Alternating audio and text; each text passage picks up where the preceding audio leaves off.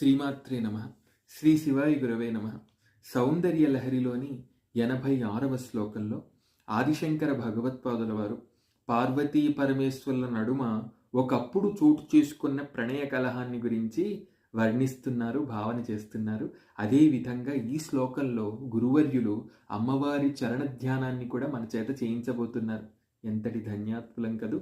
మృషా కృత్వా గోత్రస్ఖలన మధ వైలక్ష్యనమితం లలాటే భర్తారం చరణకమలే తాడయతితే చిరాదంతశల్యం దహనకృతం ఉన్మీలితవత తులాకోటి క్వాణై కిలికిలితం ఈశానది పునా.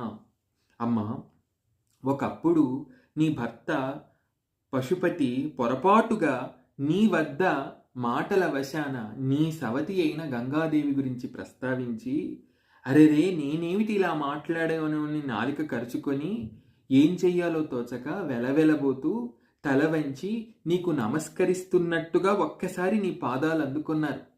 అప్పుడు నీ పాదములు ఆయన నుదుటికి సోకే, ఆయన నుదుటిని తాకే.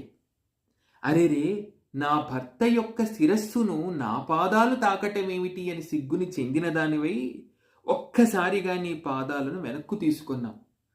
అలా వెనక్కి తీసుకోబడిన నీ పాదాల కదలిక చేత నీ పాదాలకు కట్టబడిన మువ్వలేవైతే ఉన్నాయో అవి కిలకిలమని ధ్వనించాయి.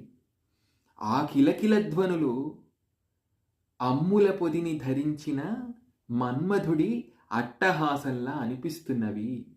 అంటే పరమేశ్వరుణ్ణి ఈ విధంగా నేను జయించాను అని అట్టహాసం చేస్తున్నాడనమాట మన్మథుడు. అమ్మవారి పాదాల వద్ద పరమేశ్వరుడు మోకరిల్లాడంటే అమ్మవారి ప్రణయానికి బద్ధుడయ్యాడనే కదా అర్థం. అంటే ఏ రకమైన వికారాన్ని ఒకప్పుడు పొందని మహేశ్వరుడు ఈ విధంగా అమ్మవారి పట్ల ప్రేమయనే వికారాన్ని పొంది ఉన్నాడిప్పుడు. అలా అమ్మవారి పట్ల ప్రేమయనే వికారాన్ని పొందాడంటే అతడు మన్మధుడి బాణతాపానికి గురయ్యాడనే కదా అర్థం. తేలిక మాటల్లో చెప్పాలి అంటే ఇప్పుడు పరమేశ్వరుడు మన్మధుడి చేతిలో ఓడిపోయాడు. అలా ఓడిపోయినందుకు గాను మన్మధుడు అట్టహాసం చేస్తున్నాడు. ఆ దృశ్యాన్ని ఇంత అందంగా చమత్కార భావన చేత మనకు తెలియజేస్తున్నారు ఆదిశంకర భగవత్పాదుల వారు. ఇది ఆదిశంకర భగవత్పాదుల వారి అద్భుతమైన రమణీయమైన కవిత్వం. అటువంటి కవివర్యులకు, యోగి వర్యులకు, దార్శనికులకు మరొక్క మారు నమస్కరిస్తూ శ్రీమాత్రే నమః.